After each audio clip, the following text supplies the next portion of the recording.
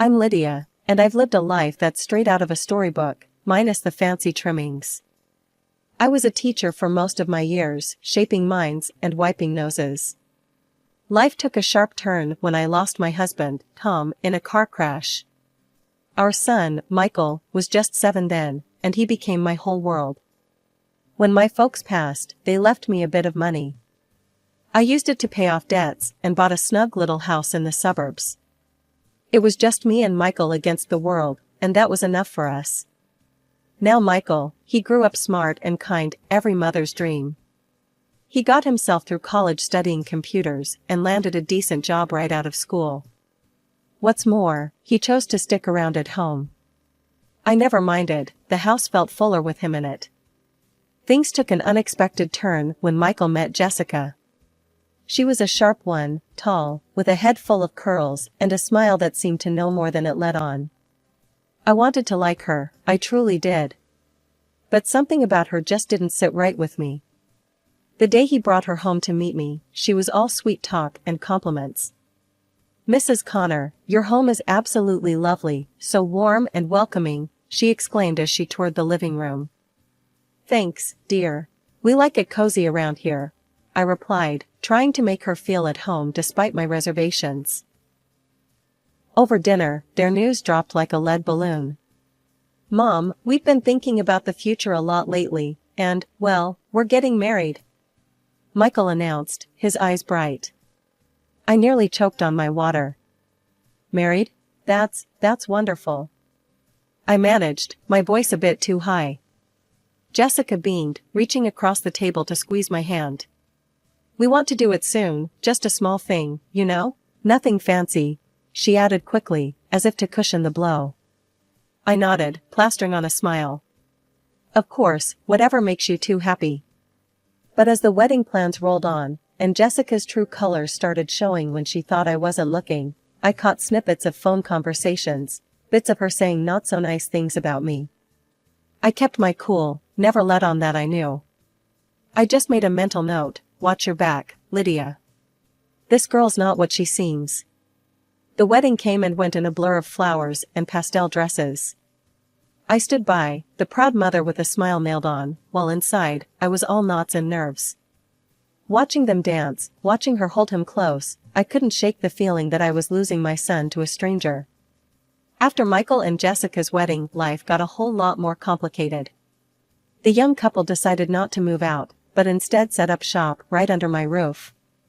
The house I'd so lovingly curated for decades suddenly seemed to shrink, its walls closing in as Jessica's presence loomed larger and larger. The first few weeks were a buzz of activity, thank you notes to write, wedding gifts to sort through, and endless discussions about their future. But as the dust settled, a new pattern emerged. Jessica, now officially the lady of the house in her mind, took to managing everything, including where I should sit and what I should eat. One evening, while Michael was at work, I found Jessica rearranging the living room. "Jessica, what are you doing? I had everything just right," I asked, trying to keep my tone light. "Just thought I'd freshen up the place a bit," she snapped, her voice sharp like a kitchen knife. "It's good to change things up now and again, don't you think?" I didn't agree. "Look, I appreciate you trying to help, but please, leave things the way I set them. Michael likes it that way." She scoffed, a sound that grated on my nerves. "Well, things change, Lydia. Maybe it's time you start getting used to that." Then came the pregnancy announcement. I should have been overjoyed, and part of me was, but the news also brought new tensions. Jessica, now more than ever, made herself the center of everything. "Lydia, I'm really not feeling up to cooking tonight, could you handle dinner?" she'd ask, almost daily, as she lounged on the couch, flipping through magazines. I'd nod and head to the kitchen, biting back my frustration. One afternoon, I tried to broach the subject. "Jessica, dear, I know you're tired with the baby coming and all, but maybe you could help with the salads or setting the table?" She looked at me as if I'd suggested she climb Mount Everest. "Really, Lydia? I'm carrying a child here. You expect me to stand and chop vegetables?" Before I could respond, Michael walked in, home early from work. Jessica turned to him immediately, her tone shifting. Baby, tell your mom I'm not supposed to strain myself. Doctor's orders, remember? Michael, ever the peacemaker, tried to smooth things over. Mom, Jess really needs to take it easy. Maybe we can all pitch in a bit more, huh? As the weeks turned into months, my whole life revolved around Jessica's needs and whims. I felt more like a housekeeper than a family member. One particularly tough day, after scrubbing the kitchen clean while Jessica ordered takeout, I finally let off some steam to Susan, my next-door neighbor and longtime confidant. Lydia, why do you put up with that girl? Susan asked as we sipped coffee in her kitchen. I shrugged, a heavy sigh escaping my lips. What choice do I have? It's Michael's wife. I can't just kick them out. Susan shook her head, her eyes fierce. You need to stand up for yourself, Lydia. This is your house, your rules. Don't let that little tyrant push you around. Her words struck a chord, and as I walked back home, I realized she was right. I needed to reclaim my space, my authority. I was the one who built this life, not Jessica. But figuring out how to do that without losing my son was a puzzle I wasn't sure how to solve. Life in our house grew more complicated with the arrival of Michael and Jessica's twins. At first, the joy of being a grandmother was overwhelming, in a good way. Those tiny hands, the late-night coos, and even the cries were music to my ears. But as the twins grew, so did the demands on my time and energy. Days blurred into nights as I juggled childcare with my job and household chores. Jessica, meanwhile, seemed to take her role as the mother a bit too leisurely, preferring to spend her days lounging or shopping. Cooking was a foreign concept to her, and I found myself handling every meal, on top of cleaning up after everyone. One exhausting evening, I was knee-deep in laundry when Michael came home. Spotting him in the hallway, I couldn't hold back any longer. Michael, we need to talk, I started, the fatigue evident in my voice. He looked concerned, but wary. What's wrong, Mom? It's all too much. I love those babies, but I'm not as young as I used to be. I thought Jessica would take on more by now. Before Michael could reply, Jessica entered the room, her arms laden with shopping bags. What's all this about, Lydia? Why are you upsetting Michael? I took a deep breath, trying to keep my composure. Jessica, I just think it's time you started helping out more around here. Maybe even cook a meal once in a while. Jessica's face twisted into a scowl. Are you saying I'm a bad mother? How dare you? The room grew tense, the air thick with unspoken grievances. I think it might be better if you find your own place, I finally said, the words heavy on my tongue but necessary. Jessica took my words like a slap. So you want to kick us out? Your own grandkids? No, Jessica, that's not what I meant.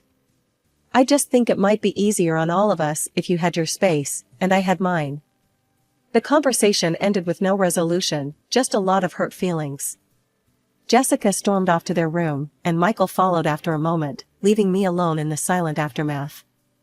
Feeling isolated in my own home, I confided in Susan the next day over a cup of tea. I just don't know what to do anymore. I'm at my wit's end, I confessed, the steam from the tea fogging up my glasses. Susan was always full of fiery advice. Lydia, you've got to put your foot down. It's your house, your rules. Maybe it's time they learn that. Her suggestion of eviction seemed extreme, but as I mulled it over, it didn't seem entirely unreasonable. I just don't want to lose my son, or my grandkids, I admitted, the fear of making a permanent rift a constant shadow. Sometimes, tough love is the only way, Susan said firmly. But whatever you decide, I'm here for you. Years had flown by, each more draining than the last.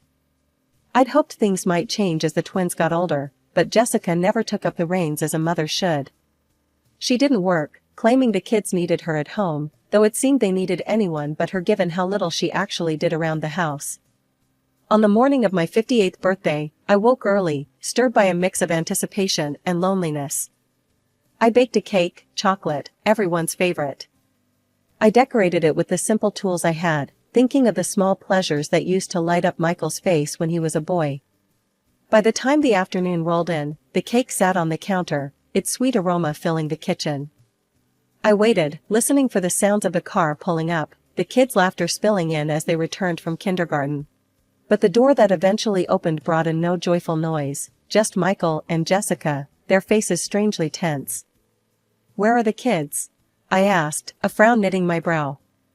Michael looked away, and Jessica, ever so blunt, answered, "They're at my mom's. We thought we'd take the weekend off. Just the two of us." Jessica poured herself and Michael a glass of wine without acknowledging my offer. They clinked glasses right there in the kitchen, a silent toast to their getaway. Then, Jessica turned to me, her voice cold as ice. "Lydia, would you mind keeping it down this weekend? We really need some quiet." Stunned, I stood there, holding the cake knife, feeling like a stranger in my own home. "This is my house," I said, the words heavier than I intended. "And it's my birthday." Jessica scoffed, her voice sharp. "Look, Lydia, just stay in your room and keep out of our way. We want to enjoy our weekend." Michael didn't meet my eyes. "Mom, please, just this once." The pain of his betrayal was sharper than any knife I'd ever held. "Your once is every time, Michael," I whispered, my voice cracking. They didn't listen. Instead, Jessica walked up to me, took my arm, and led me to the door. "You know, we're already tired of you whining. You should take a walk, clear your head," she said, as she pushed me out into the cold, rainy evening. Dressed only in my house clothes, with nowhere to go, I walked the streets, my tears mingling with the rain. Finally, I found myself on Susan's porch, shivering and miserable. She opened the door, her expression turning from surprise to anger as she saw my state. "Lydia, what on earth? Come in, you're soaking wet." As I sat in her warm kitchen, wrapped in a dry blanket, I poured out the whole sorry tale. Susan's face grew darker with each word. "This is the last straw, Lydia," she said firmly. "You can't let them treat you like this. It's your house, your life. You've got to fight back." Her conviction was a lifeline thrown into the turbulent waters of my despair. "But how, Susan? He's my son. I don't want to lose him." "You've already lost him if he can treat you this way. Let's call my brother, the lawyer. We'll see what your options are." I nodded, feeling the first stir of resolve. Susan made the call, and her brother agreed to meet me the next day. Sitting in her cozy living room, I realized I was afraid to go back to my own home. A place where I was unwelcome on my own birthday no less. I trudged back home late that night, heart heavy and clothes still damp. The house was silent, the only sign of life being the clutter of dirty dishes and half-empty wine glasses scattered around the living room. I didn't bother cleaning up, I was too spent, both emotionally and physically. Instead, I went straight to my room, locking the door behind me. As dawn broke, I lay in bed, the events of the previous day replaying in my mind. I quietly got up, gathered my essentials, phone, house documents, and a bit of courage tucked into my purse, and slipped out to meet Susan's brother, the lawyer. The morning was crisp, and as I walked to the lawyer's office, the cool air felt like a balm. Susan's brother greeted me warmly, his office a stark contrast to the chaos of my home. "Lydia, let's sit down and talk this through," he said, gesturing to a chair across from his desk. I took a deep breath, and as I told him everything, his expression grew serious. "It sounds like you've been through quite an ordeal. You have rights, especially in your own home." "What can I do? I don't want to live like this anymore," I confessed, feeling a mix of hope and fear. "Well, we could start by looking into Jessica's past. There might be something there. And, if you're serious about this, we can file for an eviction notice. It's your house, after all," he advised, his tone professional yet empathetic. The thought of evicting my own son and his family was heart-wrenching, but the lawyer's words rang true. It was indeed my house, and I deserved peace. "I'll do it. It's time I stood up for myself," I declared, the decision firming up with every word spoken aloud. The lawyer nodded, drafting the documents as we spoke. He moved quickly, and before long, he had filed a petition in court to evict Michael and Jessica. The court process was brisk, and to my relief and simultaneous heartbreak, the judge sided with me. My claim was justified. I was granted the eviction. The day they moved out was one of the most painful days of my life. Jessica was livid, hurling curses and threats as she packed. "You'll regret this, Lydia. You've not seen the last of me," she spat, her eyes wild with fury. Michael, my own son, wouldn't even look at me. His parting words cut deeper than any knife. "You've crossed all boundaries, Mom. I never thought you'd actually go through with this." The weeks after Michael and Jessica moved out were quiet. The kind of quiet that lets you think too much, wonder too much. But then, one ordinary Tuesday, a phone call shattered that silence and sent ripples through the rest of my life. The caller was the private detective I had hired at my lawyer's suggestion. I remember fumbling with the phone, my hands shaking slightly as I answered. "Mrs. Connor, I've found something you need to see." The detective's voice was grave, urgent. "What is it? What did you find?" I asked, my heart pounding. "I think you better sit down for this," he replied. I perched on the edge of my armchair, clutching the phone tighter. "I'm listening." The investigation into Jessica's past turned up more than we bargained for. She was not only a known fraud but is also suspected in the death of her first husband. The police couldn't prove anything at the time and she walked free. My breath caught in my throat. And? There's more. She had a child with her first husband, a boy. She abandoned him right after her husband's death. And regarding her husband's fatal car accident, we found new evidence. It appears she might have been directly involved. I felt a chill run down my spine. What kind of involvement? She tampered with his car. We tracked down the mechanic who worked on the brakes. He's been carrying this guilt for years, and now, he's ready to confess. He claims Jessica paid him to tamper with the brakes. I sat stunned, unable to speak for a long moment. This is monstrous. My son and grandchildren. I need to go to the police. They need to know all this. That's the right step, Mrs. Connor. I'll send over all the evidence we've collected. Hanging up, I felt a storm brewing inside me. With the dossier of evidence in hand, I went straight to the police station.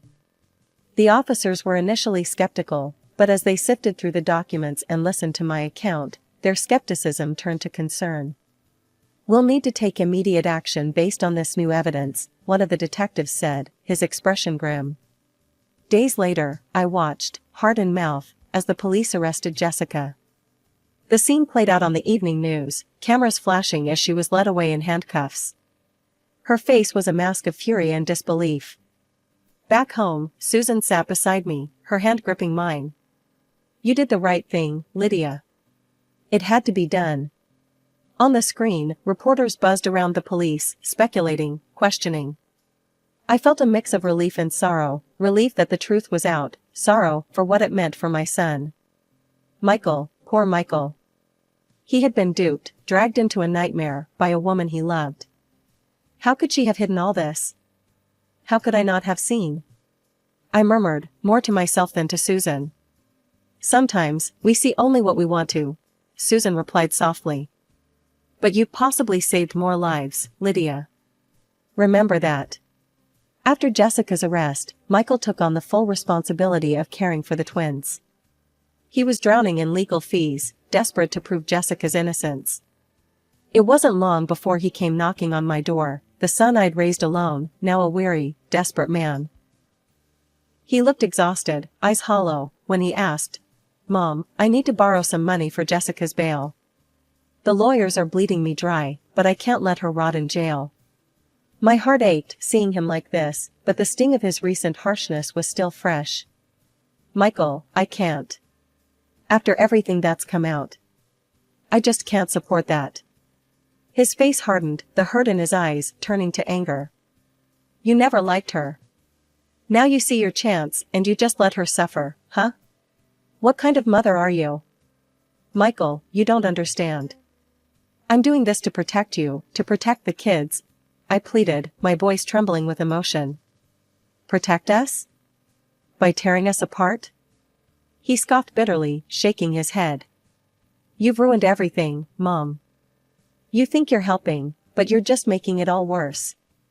With that, he stormed off, curses muttered under his breath echoing around the silent house. The situation took a darker turn when one of Jessica's old friends turned up at the police station, her face pale, her hands trembling. The detectives called me in when she started talking. I never thought she'd actually do it, but Jessica planned it all, the woman confessed, her voice a haunted whisper. She wanted to get rid of you, Lydia. She talked about making it look like an accident, pushing you down the stairs when you were alone. My blood ran cold. The room spun slightly as her words sunk in. She wanted to kill me? Yes, and not just you.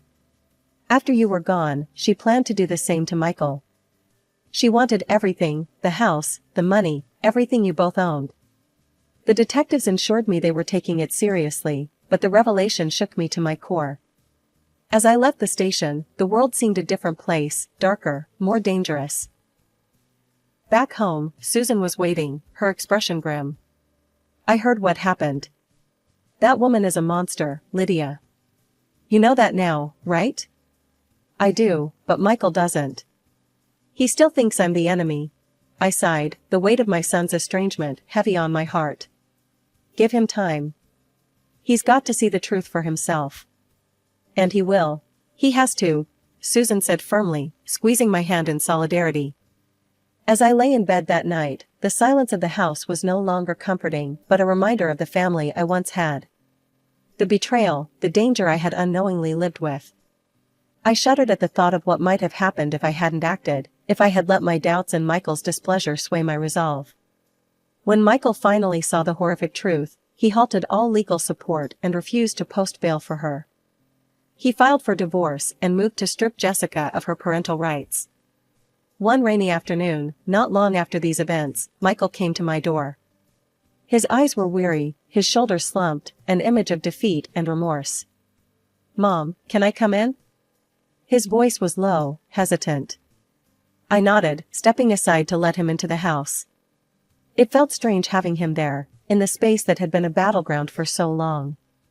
Mom, I'm here to apologize. For everything. I was blinded, and I didn't listen to you. I'm so sorry. I listened, the words I had longed to hear now stirring a tumult of emotions within me. Michael, you believed in her, protected her, even when she was destroying our family.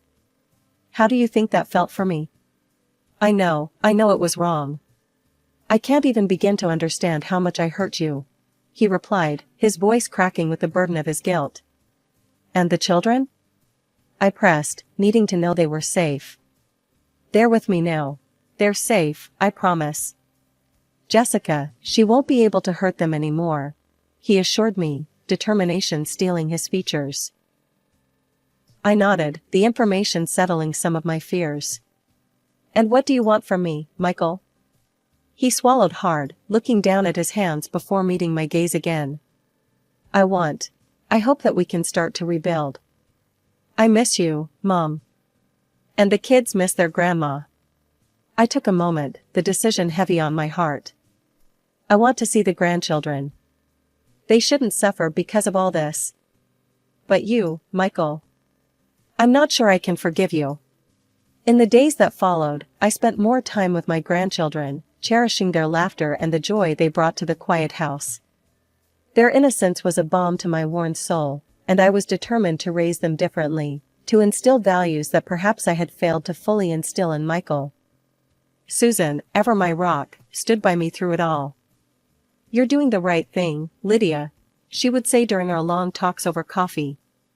You're strong, and now you're free to live your life on your terms. She was right. I had learned a hard lesson about the dangers of losing oneself in the care of others, of ignoring one's own needs and rights. Now, I was rediscovering who I was beyond being a mother and a grandmother. Reflecting on everything that had happened, I was grateful. Grateful for the truth, no matter how painful it had been, and for the chance to start anew. Life was different now, richer and more mine than it had been in years. I was moving forward, one sure step at a time, on a path that was entirely my own.